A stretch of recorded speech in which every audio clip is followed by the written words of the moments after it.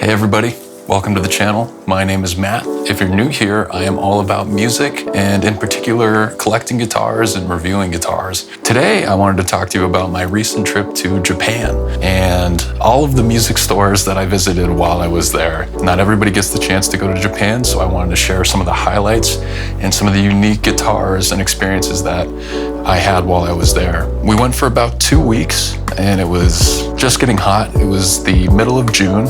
So temperatures were up in the hundreds at times. So definitely sweaty, definitely pretty groggy. But we had some great experiences along the way and we did a full circle around Japan, including Okinawa. So here are some pictures.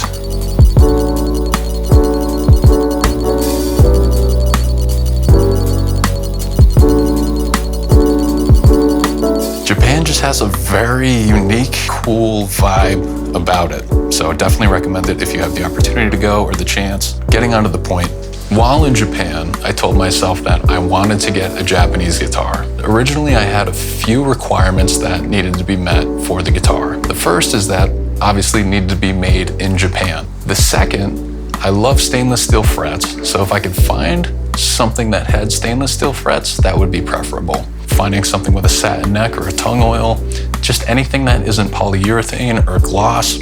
I have a lot of tremolo systems on my current guitars. I wanted a hardtail. I do really enjoy passive pickups, so if I could find a guitar with passive pickups as well. And then finally, just something unique. Japan, they have something called their Japanese domestic market. There's brands like ESP that produce guitars under their sub-labels, such as Grassroots and Edwards. And as you'll see in the video, there were some very interesting options to choose from. But without spoiling too much for you, let's see what I got myself into, and let's check out some of the stores. The first place that we checked out was a place called Ochanomizu Street, and this is Tokyo Street for everything music, from the advertisements on the buildings to the guitar fronts. There was guitars everywhere, and there's no way we could check them all out, but we really appreciated it and looked from afar. The first store that we checked out was a store called Big Boss, and this was an ESP dealer. And you were immediately greeted by what looked like Fender Stratocasters, but this was a mixture of many different brands of guitars, most notably Grassroots and Edwards. And those two brands are sub-labels of ESP, and they're only distributed in Japan's domestic market. And there's some really unique small form factor guitars, and there's that baby metal Grassroots guitar there on the left. And this bottom floor was mostly just Grassroots and Edwards guitars. We found some E2s pretty immediately, which caught my attention. However, they did all mostly have active pickups, so I was a little bit turned off by that, but really cool to look at nonetheless. Some cool merch, closer shot of the E2s, and some more Grassroots. And to give you an idea, 100,000 yen is probably about, what would you say, 700 US dollars? Somewhere around there. So, yep. Grassroots. Very cool guitars. Really cool blue sparkle finish on that. It was an Edwards. Really tripped me up. They definitely look like Fenders. Cool Chapman there. Some Sterling Music Mans. And more Grassroots. And legend has it, as you walk up these stairs, the cooler the guitars. And the first guitars that we saw on the right were a brand called Killer Guitars. And they were really cool because they reminded me of the Dimebag Darrell Deans.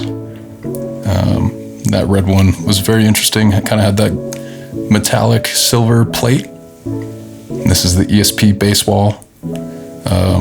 Unreal craftsmanship on these, and that price tag reflects it, 1.5 million yen.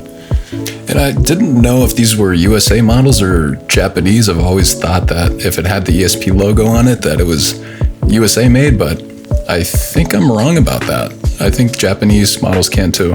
And yep, hidden in the bottom, we found a couple ding walls. Gotta give them some love. Canadian basses. And this guitar probably stole the show. This was the baby metal pink sparkle metallic finish. Didn't even have a price tag, just do not touch me. Some PRS guitars. Really cool. can always appreciate looking at a PRS guitar, but again, either USA or Indonesia / Korean made. Not quite what we're here for, but again, beautiful guitars. And then we found some more E2s. I actually played this purple sparkle finish here, a little bit above my price range, but was nice nonetheless. Did have active, or whatever Fishmans are, I guess. It didn't quite do it. The active pickups wasn't what I was looking for. And this whole entire rack seemed to have active pickups. Really cool finishes, but a little pricey compared to what I wanted to spend. And then I found these 3 on the right. They all had, or 4, I suppose. They had bare knuckles in them. Liked the finish, was really eager, and then, man, 418,000. So now this was a brand that I had actually never heard of, but was super cool. Zamatis guitars. And they were originally designed in the 50s by a guy named Tony Zamatis. It was really popular amongst like blues genres and folk and such. So Tony passed away in 2002, and the Zamatis brand was acquired by a Japanese company named Kanda Shokai Corporation. And they continued to produce these guitars under Tony's original vision. And the inlay work, the silver finish, and attention to detail, it's a metal guitar now. And this is a Japanese artist, Miku Kabatu, with her Zamatis from the band Bandmade. And these are TS Factory guitars, which is a Japanese boutique company. They originally came out in 1995. And this character tripped me up. I originally thought it was from an anime, but I Googled it a bit. Her name is Hatsune Miku, and she's a Vocaloid, which is a virtual singer that apparently was popular in 2007. And shout out Grassroots for bringing her design, her virtual guitar to life. And pretty cheap. And hand to God, we walked down the road maybe 5 businesses and found a different big boss that was not affiliated with the one we just walked out of. I found an E2 and immediately fell in love. I used to own this guitar. It was just not a stainless steel fret model and didn't have a satin neck, but I picked this up and I fell in love with it.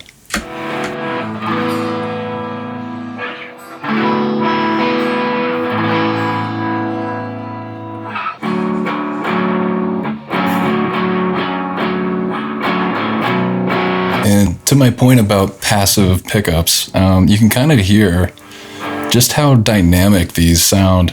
There was a little Marshall to the side, and just how reactive and how massive they could sound. I'm playing on a split coil now, but I eventually tap in, go to humbucker mode, bridge.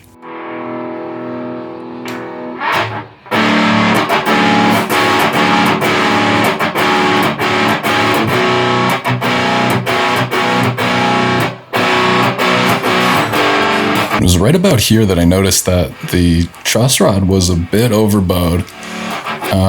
Wasn't too concerning. I mean, the frets were immaculate. I could just tell that it might just need a little bit of a setup. Played like a dream. Do you use drop D or down tuning usually? I use many different tunings. Usually it's standard tuning. Yeah. I'm interested in flood walls one. If you often use down tuning or drop D, maybe it's better not to use a Floyd Rose. This is better than flood walls. Do any ESPs working here, do any of them catch your eye? Do you see any of them that you like the most? Just appearance. Appearance, you like that one, yeah? But I think this is the coolest because I don't like flood walls so much. So Floyd Rose, yeah. Me neither. Yeah.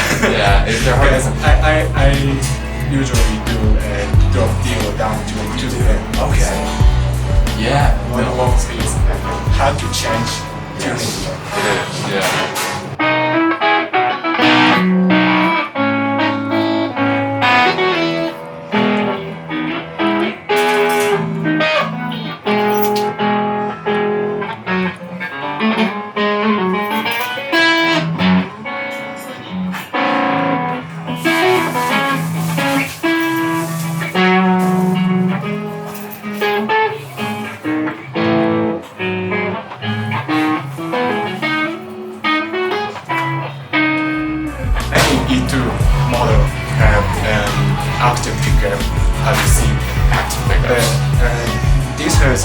aggressive, same other hand. So when you feel the active pickups is too strong, this is better. I think so too. It's got more dynamics. I like that. Yeah. Not just metal or hard work. More genre. More variety of genre. And shout out this guy. He was so interested in knowing about my playing style. You know, if I was just an average guitarist, didn't know much about the guitars or what I wanted out of a guitar, yeah, I have no doubt he would have guided me into the right path. So he was an amazing sales rep.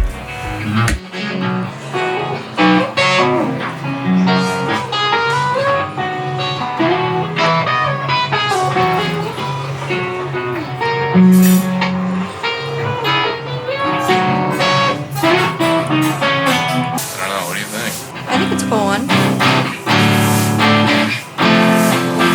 25,000 discount. That's pretty good.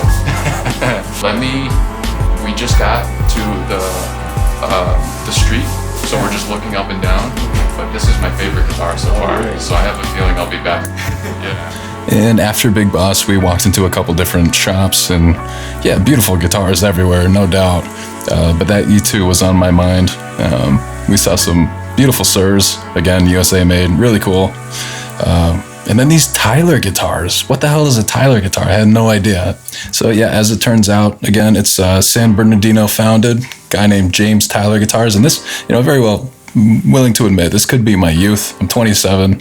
I've never heard of these guitars. Yeah, founded in the early 70s, gained prominence amongst Los Angeles musicians. Yeah, I guess these were workhorses, and man, the finishes on these were insane. The headstock I thought was really cool too. So definitely cool, broadening my horizons on this trip.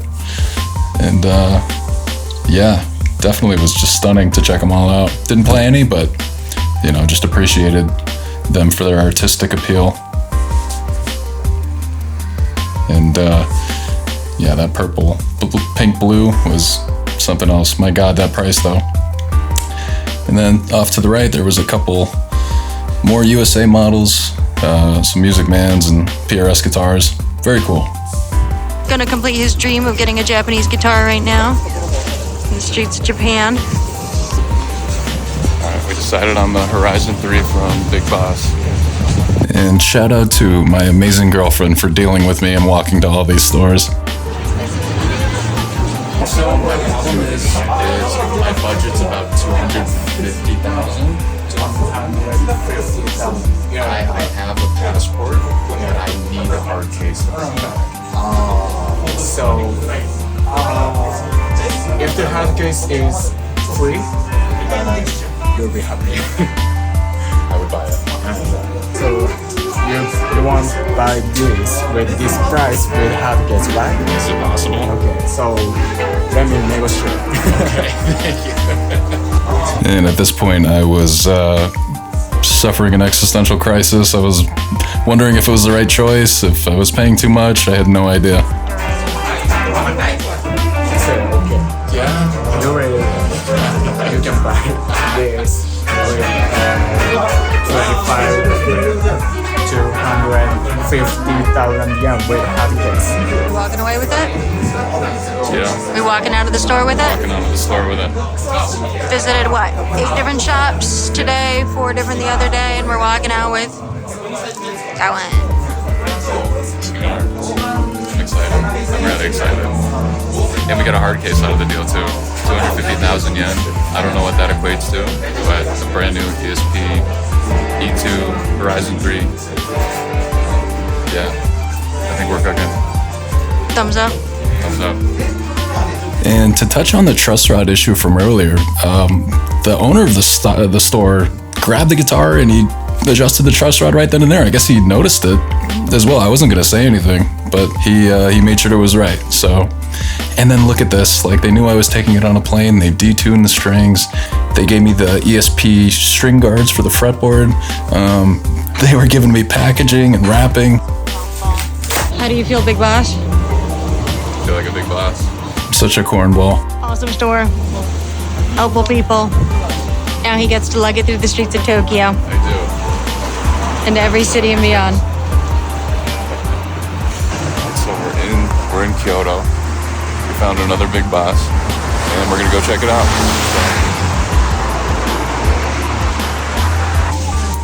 And wouldn't you know it, Edwards and Grassroots greeted us at the door.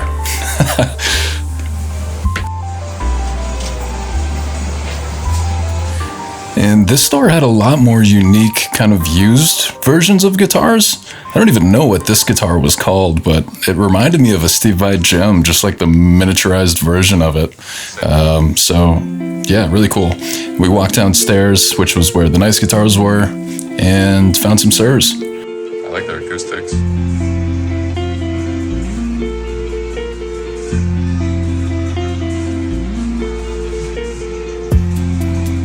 It was interesting. These were the first LTDs I saw in Japan. The one on the right's an Edwards, but cool finishes on those. And then the Edwards guitars here. Really cool. Some more Edwards. And found some E2s. Was kind of biting my teeth, hoping I didn't make the wrong choice back in Tokyo, but yeah, again, more or less the same. Found a lot of models with active pickups, and then the ones with bare knuckles just were out of my price range, so as you can see. A little bit too high. Some really cool basses called Acacia or Akakai. Yeah, I think I'm really showing off my ignorance in this video of just not knowing much about some guitar brands, but hopefully you guys get a kick out of it.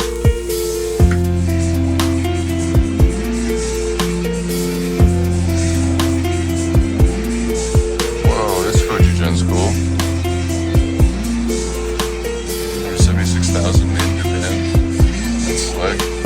And to touch on Fujigen, I kind of had Fujigen as a brand to keep in mind while I was in Japan. That's a familiar guitar. Yep, I own 2 Ormsbys now that I'm in Australia. And then we found the back of the shop, which is where some of the really cool guitars were.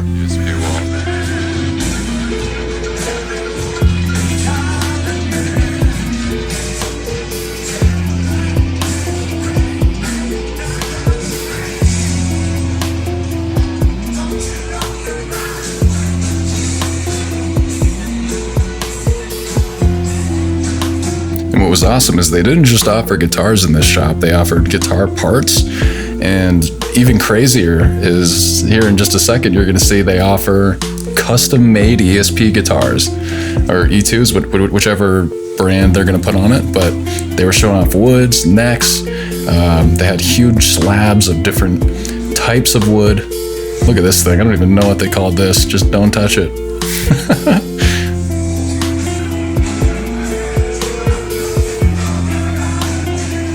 You know, I glossed over that ESP to the left, but what is that? You know, I was just really taken aback because, I mean, you don't really find this in the States. What guitar shop do you see stuff like this? You know what I mean? So, just such a cool experience to find this. I'm so happy that we went to these different stores. And this looked like an AZ, but it was an ESP. And then sorry to my bass players, this is another brand that I'm not familiar with, Ego basses. They have to be somewhat boutique or at least valuable because pretty hefty price tags on these. They looked really cool. And this is my bad transition of us going to Osaka. This is Dotonbori Street, pretty famous street with a lot of vendors, and probably the second best spot to buy guitars in Japan. This shop we went into, I can't remember the name of it. But it had a decent amount of used guitars for sale. It was kind of cool to see some niche or unexpected brands.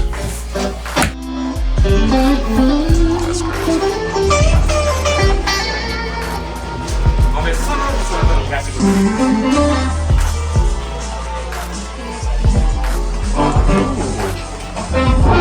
Oh, damn.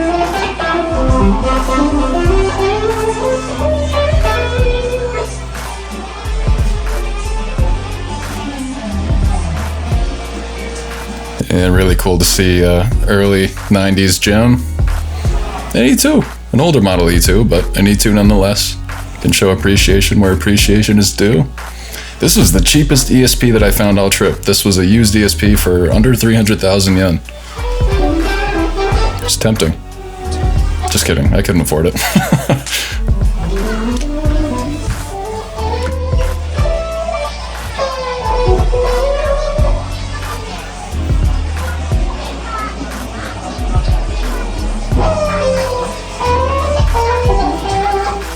And shout out Tim Henson with his 7-string.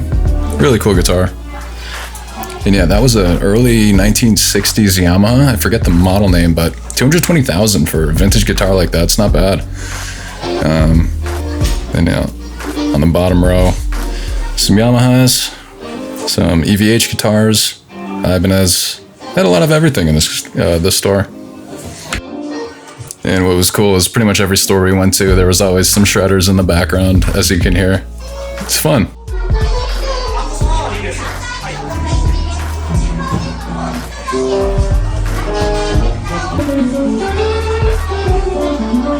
And this was this shop's back room. Some Gretsch guitars, some PRSs, Gibson, and Fender. And albeit amazing guitars, not very interesting to me while being in Japan. Then we walked into another shop. I can't remember the name of it, but check out these guitars. This is Momose Custom Craft Guitars, which is a prestigious Japanese brand. And exceptional handcrafting. Came up with the brand in 2002 by luthier named Yasuo Momose. And of course, I saw the Fujijins out of the corner of my eye. Was carefully checking those out as well.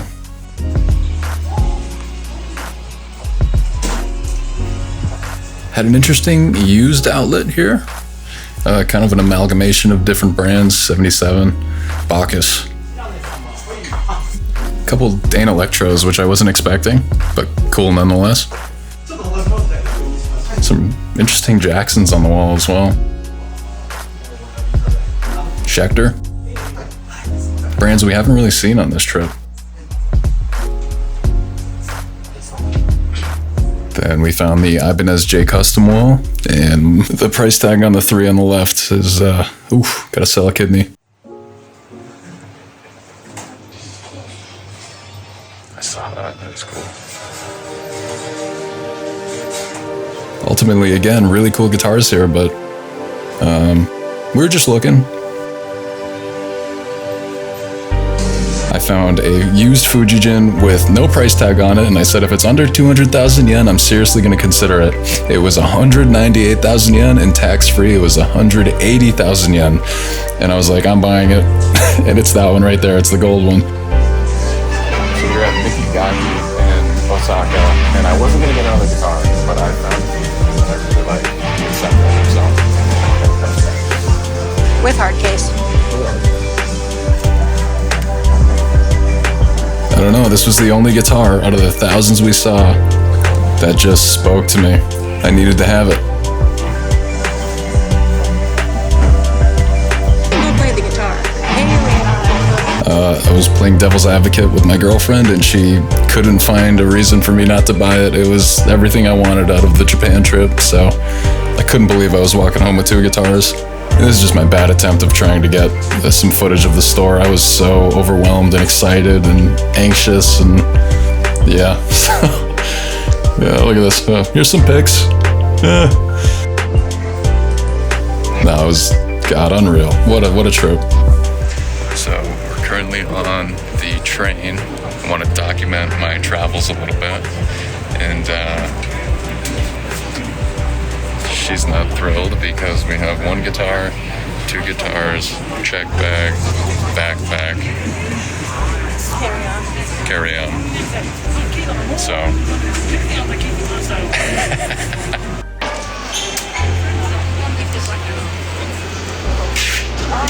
and again, I can't thank my girlfriend enough for being such a huge help and, you know, supporting my stupid little passion of going to Japan and buying a Japanese guitar. She was amazing. And what a fun experience it was to walk around Japan with her and experience all of Japan, but to have her by my side during this process was great. We are at the ride share. We made it. She's a little stressed, but she's doing great. They made it. They're in one piece. They seemingly handled these guitars with care. The Japanese airport, we were very lucky to meet somebody from, Swedish Airlines. They're handling Jetstar's first class, and they hooked us up with hand delivering these to the airplane. And then once we got back to Brisbane, they were in the fragile luggage pickup. So here's hoping that they survived.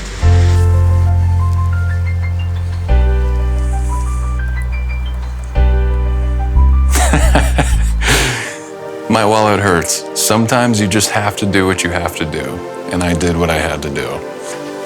Now, I'm not going to do any sound demos in this video because it's been long enough, but I will be doing a breakdown on each of these guitars individually and showing off their specifications and how they sound. So if you're not subscribed, please feel free to subscribe to the channel, give the video a like if you liked it, and tell me which guitar you would have bought. Look at this beast. Have you ever seen a Fujijin like this? Have you ever seen a Fujijin? It's such an unknown name, in my opinion. Not many people know about them, but you know, these guitars were crafted. This is just the factory brand guitar. Look at this binding. Flame maple. All the way up the top. What really got me too, check this out. This Fujijin logo on the truss rod. How cool is that? Made in Japan, of course. Fujijin. A lot of the times you see FGN on the headstock and not Fujijin. I think they only put these on their custom or one-off models. How cool is that? Look at that. So I did break my rule too. This has a gloss neck. Let me tell you something about this guitar though. I don't know what it is. Some of you may relate to this, but sometimes you just pick up a guitar and you can feel the character. You can just feel the love that was put into building it, the unison and all of the different parts and hardware working together, the tone that this makes, and the mojo that this guitar has. I can't put in words how to describe it. This guitar rivals the Gibson Custom Shop. This is as good as it gets.